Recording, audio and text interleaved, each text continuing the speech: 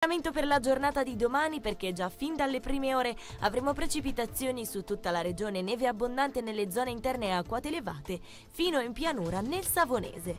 Con questo è tutto, ma per maggiori dettagli vi invito a rimanere aggiornati scaricando l'app gratuita di Trebi Meteo.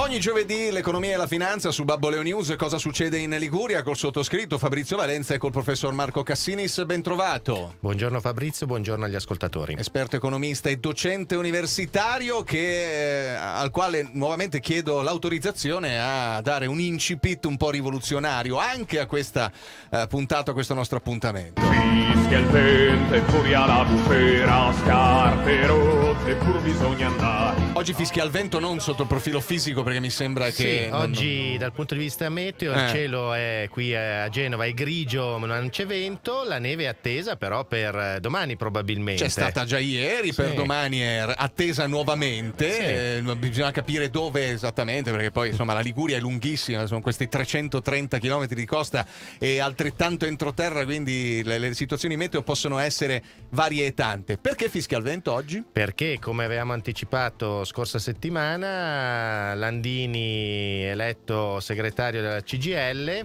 è partito però proprio da rivoluzionario, quindi al primo intervento credo abbia ripreso, non dico la bandiera rossa, ma ha tracciato probabilmente la linea di gestione del sindacato. Questi sono i corpi intermedi dello Stato, negli ultimi mesi, anni forse sono andati un po' sotto traccia per varie situazioni. Landini ha detto: noi ci siamo, noi vogliamo portare avanti il messaggio del nostro credo, del nostro colore. Quindi subito il discorso sugli extracomunitari, sugli sbarchi, sui centri di accoglienza in via di smantellamento, li vede come un problema per la dignità della persona. Quindi si parlerà anche in prospettiva di lavoro. E la prima uscita sui nostri vice premier è stata molto netta. È inutile che Salvini e Di Maio ci dettino le regole, visto che sono in politica e non hanno sostanzialmente mai lavorato. Cosa ne sanno dei problemi del lavoro? Sentiamolo allora Landini, questo suo primo passaggio. Ieri sera, appena sono stato eletto, ho ritenuto opportuno andare a un'assemblea dell'ANPI qui a Bari, dove c'era anche Carlo Nespolo, la presidente dell'ANPI, per dire con chiarezza che la resistenza contro il fascismo non è finita e la dobbiamo continuare tutti assieme. E la seconda, devo essere sincero, ed è vero che siamo un'organizzazione fatta di tante intelligenze e che se ci diamo una mano possiamo fare tante cose, non ce l'ho avuta io. È venuta ieri Serena Sorrentino, la segretaria della Funzione Pubblica, a dirmi che sarebbe stato utile oggi andare al CARA, quelli che il governo vuole chiudere, dove sta mettendo fuori, e oggi io, lei e Giuseppe Massafra della segreteria assieme andremo lì, perché deve essere chiaro che questa CGIL nel suo insieme ha un'altra idea di società. Noi siamo quelli che vogliamo cambiare questo paese, noi vogliamo cambiare quest'Italia, noi siamo il sindacato del cambiamento, non Salvini, non la Lega che ci sta portando indietro. E lo debbono sapere. È partito con contenuti estremamente di sinistra, che forse sono quei contenuti che tutto sommato latitano un pochino. Ma latitano, devo dire, il problema identitario del Partito Democratico è proprio di leadership, ma di programma. Adesso vediamo se un elettroshock dato da un sindacato può ricompattare le forze, perché lì si sta ancora discutendo chi farà che cosa all'interno del PD. Non aveva la felpa che ha indossato per anni, o la solita camicia, ma aveva un bel maglioncino rosso-arancione. Anche quello è un segnale.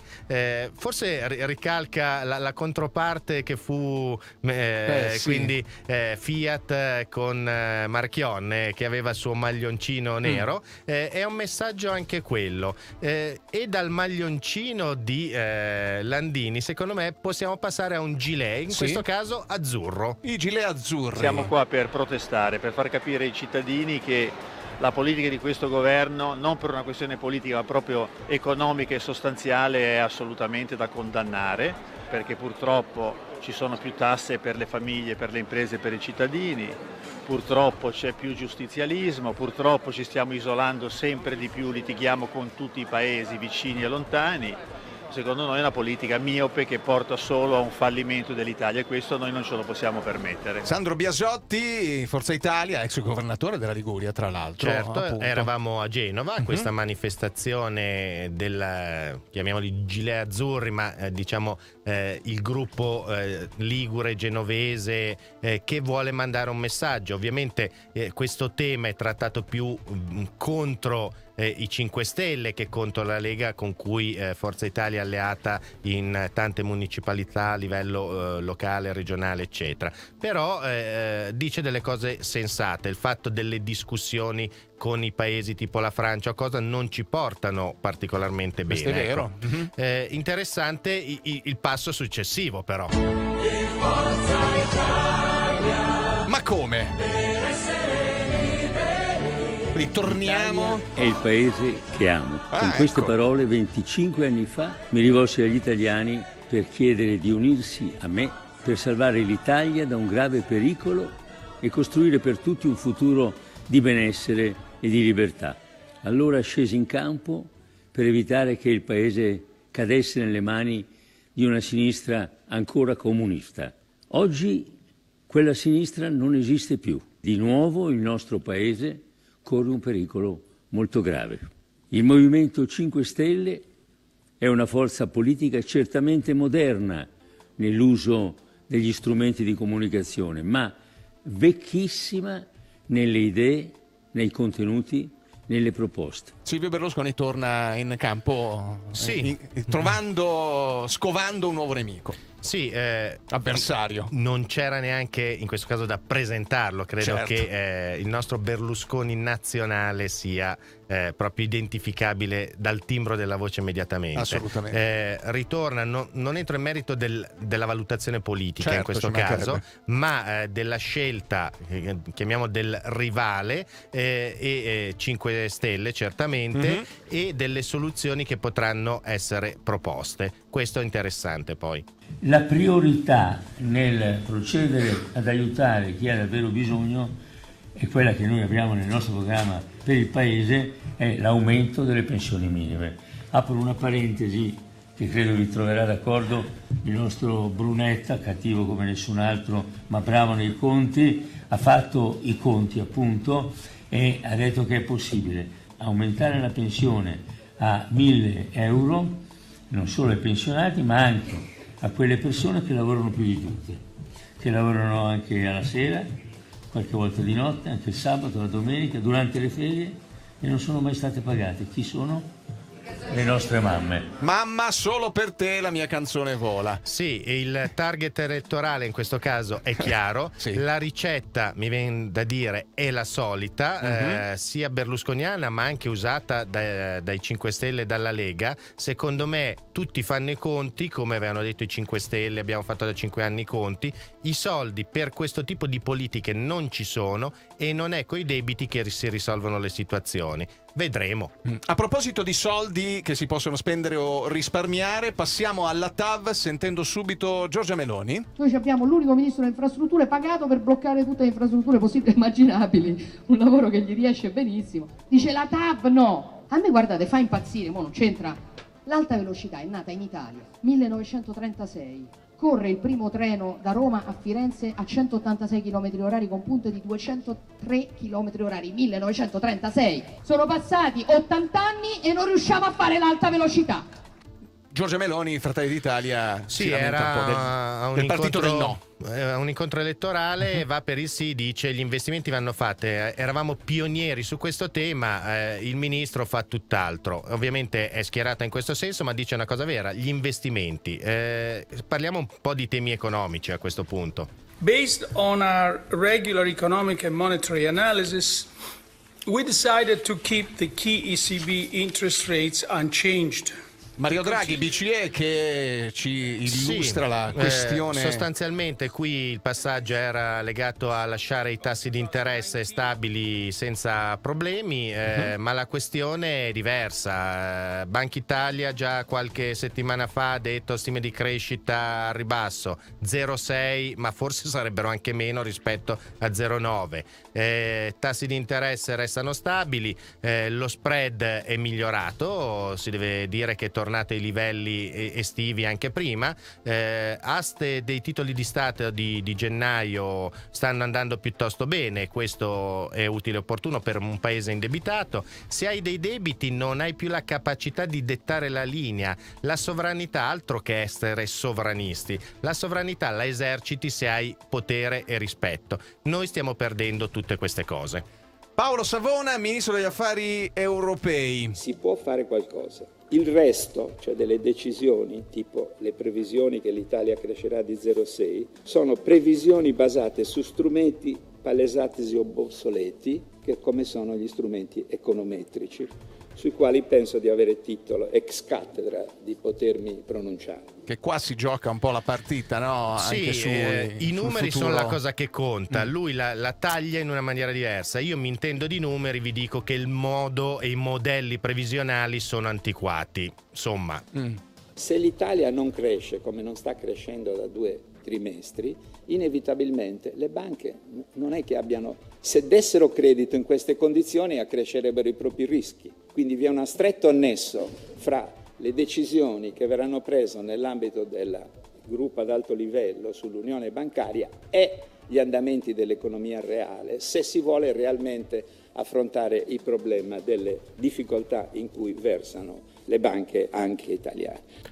Qui si mettono in evidenza 2 punti. Uno, il fatto se l'economia non va, le banche non è che possano fare prestiti perché si rischia di andare a KO molto rapidamente. Più che altro lui fa la segnalazione che se non si risolvono a livello europeo certe questioni, l'Italia ovviamente è come altri vittima, ostaggio delle situazioni. Quindi focus sovranazionale per risolvere le questioni realmente. Per il governo risponde Di Maio. Sono diversi anni che Banca Italia non ci prende nelle stime che fa, solo che è strano perché quando c'erano quelli di prima le stime erano a rialzo, adesso addirittura fanno stime a ribasso. Io vi dico che quello che ha combinato l'austerity in questi anni lo stiamo vedendo anche nei risultati economici, e quello che è successo nell'ultimo trimestre del 2018 è il frutto di anni e anni di politiche scellerate dell'Unione Europea e dei governi precedenti.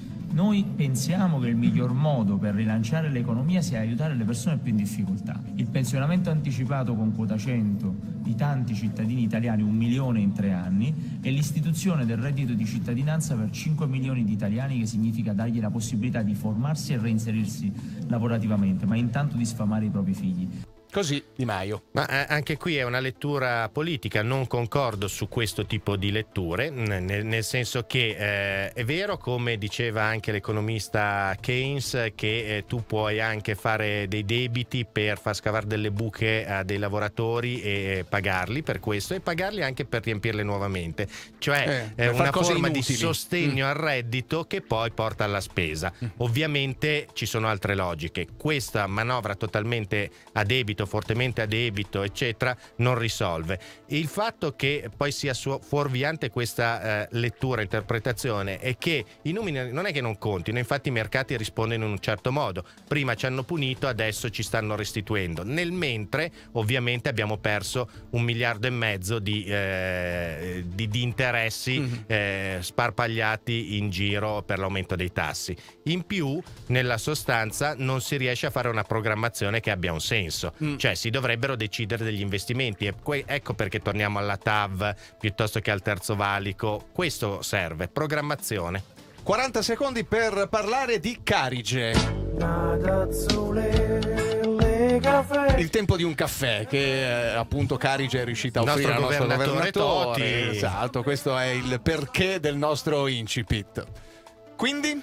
Ma audizione di uno dei commissari Consob, che adesso è presidente vicario, perché ecco, tra le cose fatte dal governo su cose che non contano, comunque in Consob non abbiamo il commissario, l'Inps è stata commissariata, Boeri viene mandato via, insomma abbiamo tutte queste partite aperte. L'Istat è l'altra che vuole essere tenuta sotto controllo perché dai numeri, la Genovese in commissione ha detto un paio di cose interessanti. La redditività di Banca Carige ha cominciato a indebolirsi essenzialmente a causa di due fattori: il progressivo deterioramento della qualità dei crediti, la diminuzione dei proventi di gestione netti. Il peggioramento della qualità del credito si è manifestato in particolare tra il 2012 e il 2013, in concomitanza con le ispezioni svolte dalla Banca d'Italia, che hanno fatto emergere rilevanti criticità e debolezze del processo di gestione del credito e altre disfunzioni. È chiaro in questo caso che sta ponendo l'accento sul fatto che c'è un problema gestionale. La banca negli anni passati ha mal lavorato e c'è stato il peggioramento proprio quando Banca Italia ha iniziato le ispezioni. Come dire, se stai con le mani nella marmellata e arrivo, non riesci neanche più a fare il tuo lavoro. In più segnala che i controlli non ci sono, valgono per altre banche le crisi, ma qui c'erano dei fattori diversi e dà lo spunto invece per l'intervento che c'è stato di garanzia da parte del governo. Il decreto legge favorisce il risanamento della banca. Si deve ribadire peraltro che il ritorno a una stabile capacità di Carige di stare sul mercato, generando un adeguato flusso di reddito in grado di alimentare dall'interno il processo di rafforzamento della propria dotazione patrimoniale, non può che passare dalla definizione e attuazione di idonee strategie aziendali. Le iniziative gestionali e i piani aziendali sono gli strumenti che consentiranno alla banca di riprendere il cammino di una ordinaria operatività, con ciò completando il processo di de-risking da tempo intrapreso e intensificato negli ultimi mesi.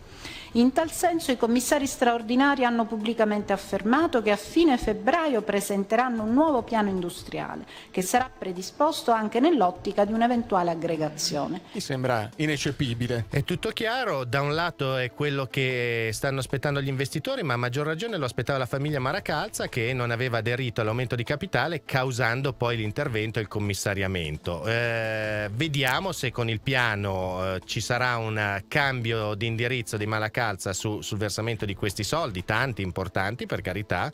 Si dovrà capire la possibilità di cessioni, accordi con altre banche per subentrare.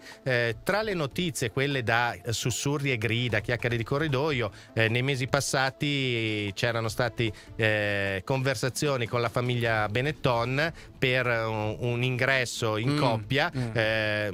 Non hanno trovato la quadra, caratteri forse forti, ma forse anche meglio viste le situazioni che c'erano, perché ci sarebbero stati ostacoli ulteriori. Certo. Allora, spazio alle notizie dalla Liguria. Tra un minuto parliamo ancora del DEF, della TAV, del reddito di cittadinanza, di economia e di finanza su Babboleo News. Cosa succede in Liguria? Parola chiave: Formento. Ecco qua, Formento Immobiliare. Dal 1919 la certezza di ottime vendite.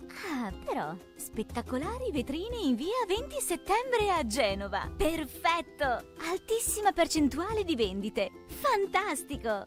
Formento, da 100 anni la parola chiave. L'amore per la cucina nel mio ristorante non manca mai. Nel mio albergo ogni cliente si sente come a casa. Lavorare come barman mi sorprende ogni giorno. Fai del tuo lavoro la tua passione. L'assessorato alla formazione della Regione Liguria, attraverso il Fondo Sociale Europeo, ha aperto il bando Formare al Turismo, riservato a giovani e adulti disoccupati in possesso di diploma o qualifica triennale. 47 corsi di formazione, dal barman al tecnico del marketing, dall'accompagnatore turistico fino al programmatore di software cyber security per il turismo. 390 posti di lavoro garantiti. Per informazioni regione.liguria.it. Lusso e amore camminano insieme su quattro zampe. Deluxe, collari e guinzagli anche personalizzati per il tuo cane, realizzati da abili mani artigiane, orgoglio del Made in Italy. Deluxe, un gioiello per il tuo cucciolo. Vai sul sito babboleo.it, clicca sul banner Deluxe per scoprire la nuova collezione. Deluxe, il lusso personalizzato a casa tua in 24-48 ore. Babboleo News Cosa succede in Liguria? I finanzieri avevano intercettato la nave a Genova e avevano sostituito 2 tonnellate di cocaina purissima col sale per ingannare i trafficanti e attendere che il cargo ripartisse e arrivasse a destinazione. Poi il blitz che ha posto fine all'operazione Neve Genovese. Appena il container pieno zeppo di droga è stato sbarcato in un porto della Spagna, sono scattate le manette. In carcere è finito un uomo di 59 anni, membro di una gang che fa affari con il clan del Golfo, potentissima organizzazione colombiana di narcotrafficanti, rivale degli storici cartelli di Medellin e Cali. Il sequestro effettuato dai finanzieri di Genova è il più ingente mai avvenuto in Italia negli ultimi 25 anni. Il valore del carico di coca è di oltre 500 milioni di euro. In corso le indagini per chiarire quali gruppi criminali abbiano organizzato il trasporto della droga comprandola dai narcos colombiani. Tutti i ponti interessati dall'indagine sono già stati sottoposti ad ispezione tra novembre e dicembre da parte dei miei tecnici, che hanno intimato al concessionario Autostrade per l'Italia di intervenire subito per le limitazioni di traffico e la messa in sicurezza, ha spiegato il ministro delle infrastrutture e dei trasporti Danilo Toninelli, riferendosi al nuovo filone investigativo della Procura di Genova che ha portato a 12 indagati con l'accusa di falso in procedimento connesso ai controlli su 5 viadotti in stato critico, tra cui il Paolillo in Puglia e il Pecetti e Sei Luci nel capoluogo ligure. Continua il braccio di ferro tra Comune di Genova e Polizia Municipale, un nuovo sciopero fissato dal sindacato DICAP per domenica 3 febbraio. Scioperiamo perché le promesse dell'amministrazione e dei suoi politici sono state solo parole al vento, ha scritto il sindacato in una nota.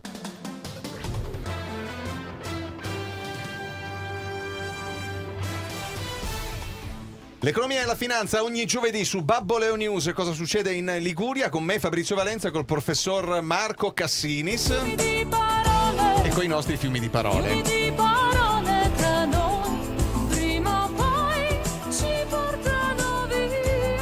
Che volendo potremmo affiancare in generale al, come dire, chiacchiericcio politico, sì. su Lei aveva diverse pensato economiche. che con dicembre finissero i fiumi di parole. Sì, ma ho già riposto questa speranza, devo dire. Quindi partiamo da Giorgia Meloni, che prosegue sulla TAV, ma ci è utile per parlare del passaggio successivo. La TAV è un'opera necessaria, è una grande infrastruttura strategica, una nazione seria come la nostra completerebbe quell'opera, non solo perché bloccarla pare costi più che mandarla avanti, ma perché ricordo che il completamento della TAV costa più o meno quanto ci costa il reddito di cittadinanza agli stranieri. Ah, ecco, quindi insomma.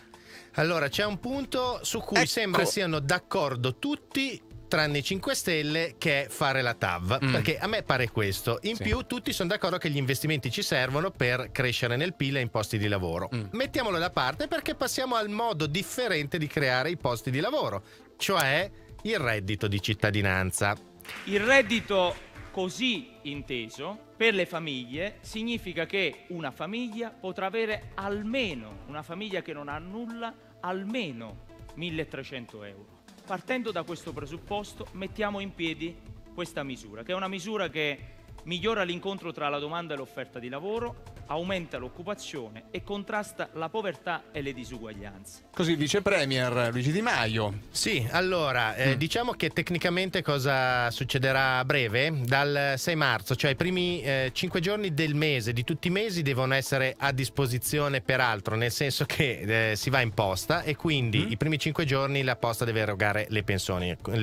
Quindi dal 6 marzo si parte e sarà il 6 di ogni mese, se questo è quello che deve essere con la tessera per avere il reddito di cittadinanza. I requisiti sono sostanzialmente 3: un reddito pari o inferiore ai 9.360 euro annui, una casa, prima casa di proprietà di valore non superiore ai 30.000 e un conto corrente con non più di 6.000 euro. Ok. Insomma, diventano già piuttosto stringenti. Le persone devono mettersi a predisporre, a proporre l'ISEE, quindi dimostrare la condizione socio-economico-patrimoniale, quindi reddito e patrimonio, e da lì parte l'iter di validazione da parte dell'INPS, che tornerà indietro i dati alle poste per dire potete prelevare, eccetera. Diciamo che al momento ci possiamo andare a vedere che i centri per l'impiego si stanno attrezzando. Probabilmente i posti di lavoro veri arriveranno lì con nuove assunzioni e sui navigator, questa specie non in via di estinzione, ma questa specie di nuove assunzioni che dovranno accompagnare chi cerca il lavoro.